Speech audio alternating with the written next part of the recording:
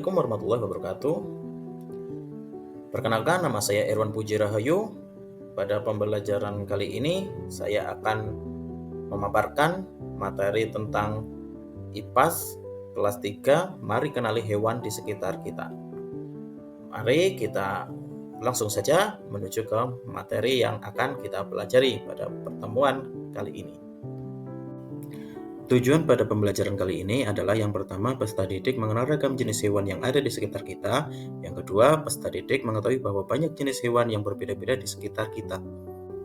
Sebelum pembelajaran kita mulai, coba sekarang kita tebak, siapakah aku?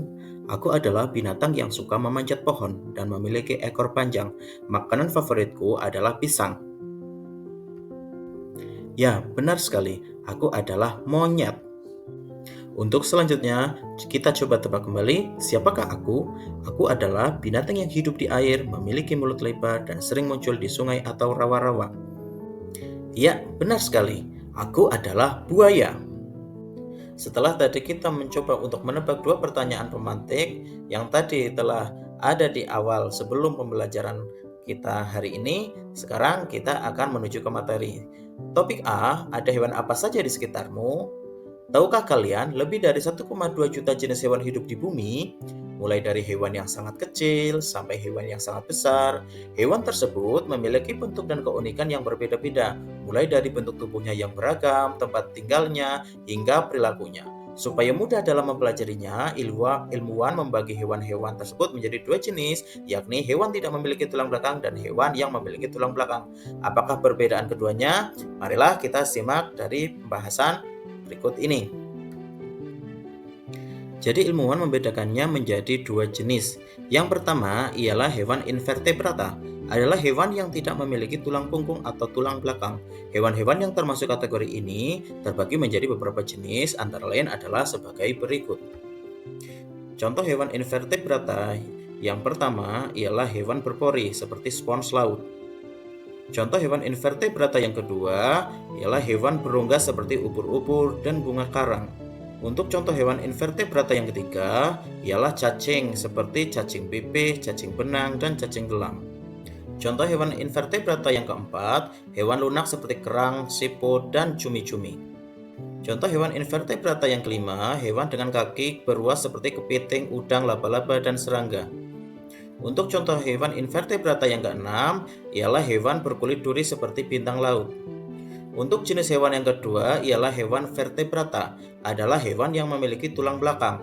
Para ilmuwan membagi hewan vertebrata menjadi beberapa jenis, yaitu contoh hewan vertebrata yang pertama, Agnatha, contohnya adalah belut. Untuk contoh hewan vertebrata yang kedua ialah Pisces, atau sering kita kenal dengan ikan. Semua jenis ikan termasuk jenis ini. Untuk contoh hewan vertebrata yang ketiga yaitu amfibi. Amfibi yaitu hewan bertulang belakang yang hidup di dua alam, contohnya adalah katak. Contoh hewan vertebrata yang keempat ialah reptil. Reptil merupakan jenis hewan yang melata, contohnya adalah ular, buaya, kadal, dan kura-kura. Untuk contoh hewan vertebrata yang kelima ialah aves, yaitu hewan yang memiliki bulu, contohnya adalah burung, ayam, dan bebek. Contoh hewan vertebrata yang keenam ialah mamalia. Mamalia yaitu hewan yang menyusui, contohnya kucing, anjing, harimau, monyet, dan lain sebagainya.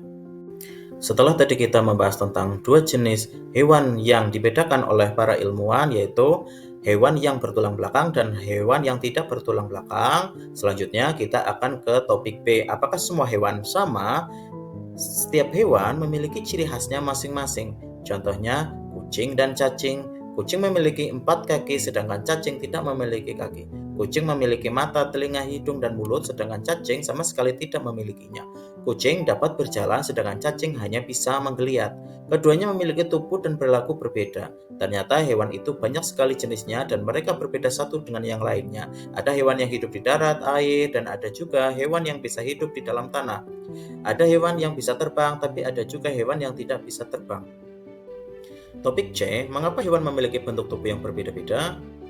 Ya, setiap bagian tubuh hewan diciptakan dengan keunikan masing-masing. Meskipun bagian tubuhnya terlihat sama, tapi fungsi dan bentuknya berbeda. Contohnya seperti kaki kucing dan kaki anjing. Kuku kucing runcing dan melengkung, berbeda dengan kuku anjing yang tumpul dan tebal. Kucing dibekali kemampuan untuk memanjat dan memiliki gerak yang lincah. Oleh karena itu, kuku kucing tajam dan melengkung agar bisa mencengkram pohon atau benda lain sehingga mudah untuk memanjat. Berbeda dengan anjing yang tidak bisa memanjat, kukunya hanya digunakan untuk membantu berlari dan membuat gerakan berbelok. Anjing umumnya lebih berat dari kucing. Kukunya lebih besar agar lebih mampu untuk menopang tubuhnya. Kesimpulannya, jadi bentuk bagian tubuh hewan dipengaruhi oleh perilaku dan cara hidup hewan tersebut. Cara makan, cara bergerak, cara mendapatkan makanan, cara beraktivitas sehari-hari, dan sebagainya. Setiap bagian tubuh hewan berfungsi untuk membantu hewan agar dapat bertahan hidup.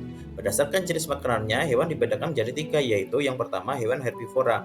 Hewan-hewan pemakan tumbuhan seperti kelinci, sapi, dan kambing. Bentuk gigi hewan ini rata dan tidak memiliki taring, berbeda pula dengan ayam dan burung yang memakan biji-bijian. Hewan ini memiliki paruh yang kuat menghancurkan makanannya. Yang kedua, hewan karnivora. Hewan-hewan pemakan daging seperti anjing, kucing, harimau, singa, buaya, dan lain-lain.